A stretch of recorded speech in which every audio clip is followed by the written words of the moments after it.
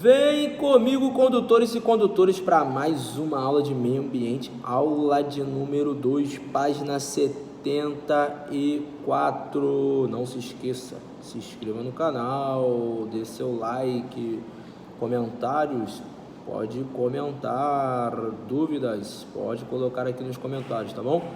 Vem comigo para a página 74, aula 2, meio ambiente. Vamos lá.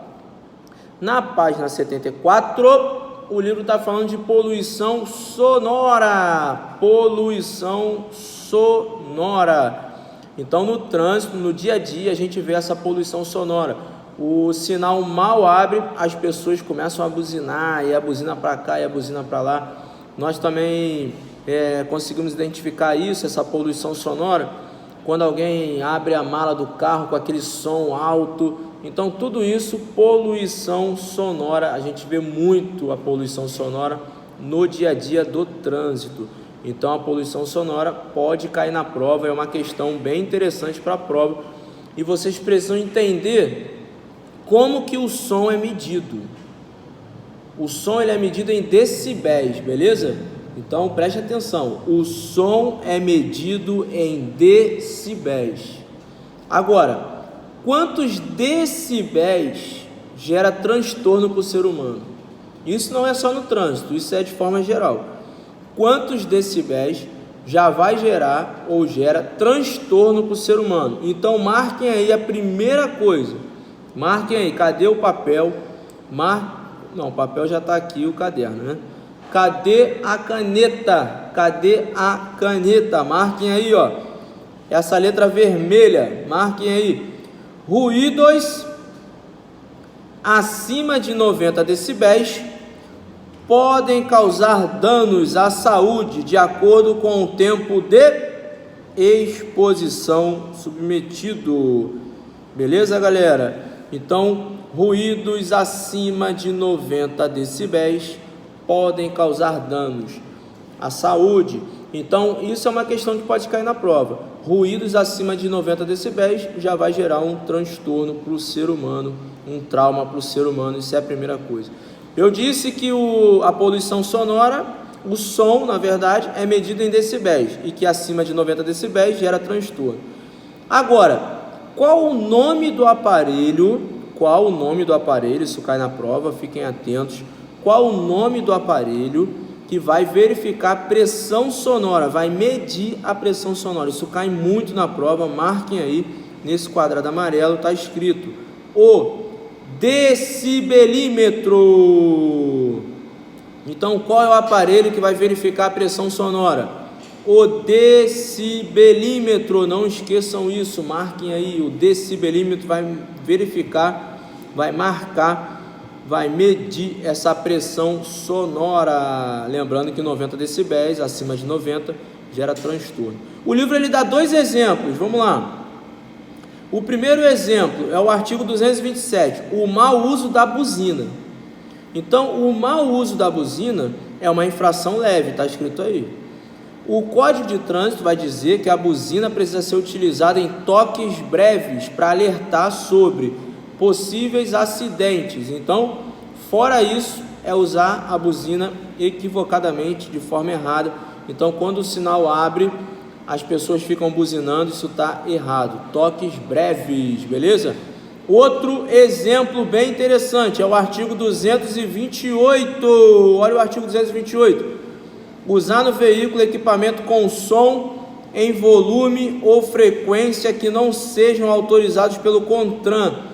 Multa, infração grave, é uma infração grave, então vocês não podem esquecer isso. Agora, uma coisa interessante para vocês não esquecerem mais: quando o texto ou quando a prova perguntar sobre som em volume ou frequência que não sejam autorizados pelo CONTRAN, como está escrito no livro, vocês vão lembrar que o som ele pode ser grave ou agudo.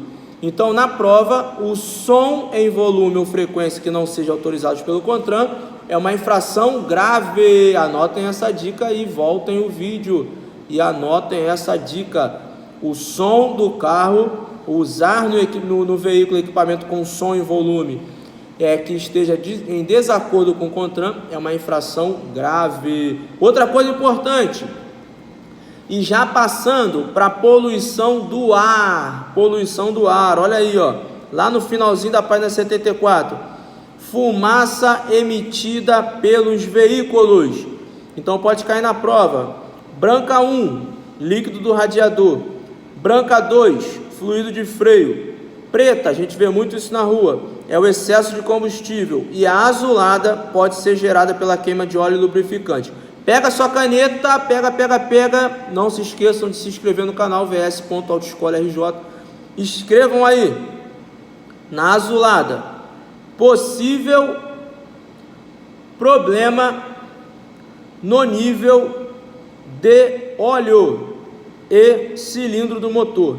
Então peguem a caneta, faz uma setinha na azulada e escrevam possível problema no nível de óleo e cilindro do motor. Uma outra coisa bem importante na página 74, está no rodapé da página 74, e isso pode ser uma alternativa muito importante aí para a prova, para vocês marcarem como alternativa certa. Manter o motor bem regulado evita a emissão de gases nocivos na atmosfera e economiza o uso de combustível. Então essa pode ser uma alternativa bem legal para você marcar na prova. Manter o motor bem regulado, isso é bem importante, pode cair na prova. Além de economizar combustível, você também vai poluir menos o meio ambiente. Por último, na página 75, a última coisa da aula 2 de meio ambiente, e agora sim o que mais cai na prova em relação a meio ambiente, os principais gases emitidos pelo seu veículo, quais são?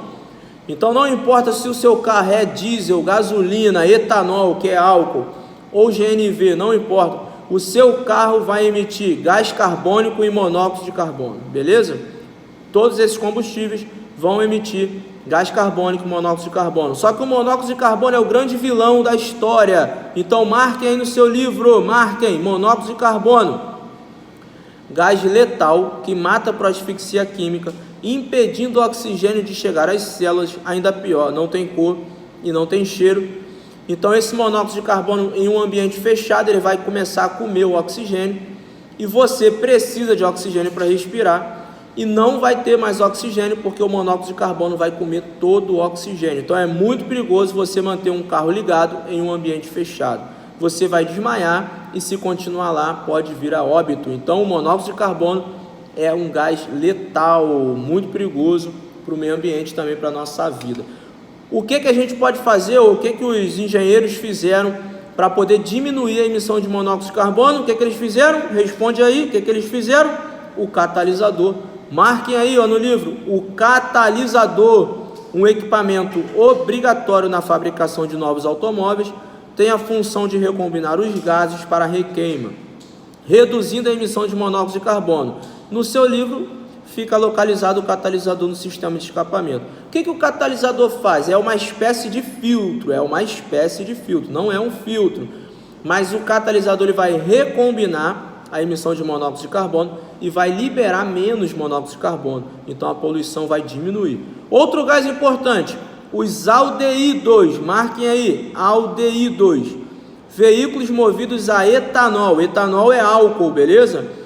Além deles eliminarem gás carbônico e monóxido de carbono, vão eliminar os aldeídos, o álcool. É só você associar aldeídos com álcool, aldeídos, álcool, não tem como errar, lembrando que álcool e etanol são as mesmas coisas. E os veículos movidos a óleo diesel, marquem aí também, veículos movidos a óleo diesel, além de emitir monóxido de carbono e gás carbônico, vão emitir a diazina, marquem aí, é só vocês associarem, diesel, diazina, diesel, diazina, tudo com di, não esqueçam isso, galera. O chumbo, ele vai contaminar o solo, a água e o ar, marquem aí. O chumbo é a principal aplicação como aditivo na gasolina, gasolina aditivada. Então tem chumbo nessa gasolina, a queima desse combustível vai para a atmosfera e aí quando chove vai contaminar o solo, a água e o ar. E por último, alternativas menos poluentes. Lembrando, nesse quadradinho azul, marquem aí, o álcool polui menos que a gasolina, e a gasolina polui menos que o diesel, e o GNV polui menos que todo mundo. Então, num pódio, o GNV é o que menos polui, depois o etanol, que é o álcool, depois a gasolina e por último o diesel, que mais polui. E no rodapé da página 75 tem uma coisa interessante. Recomenda-se não manter o motor em funcionamento em paradas prolongadas. Essa atitude contribui para que o veículo polua menos. Então, toda vez que teu veículo estiver ligado, motor ligado, está poluindo, está produzindo monóxido de carbono.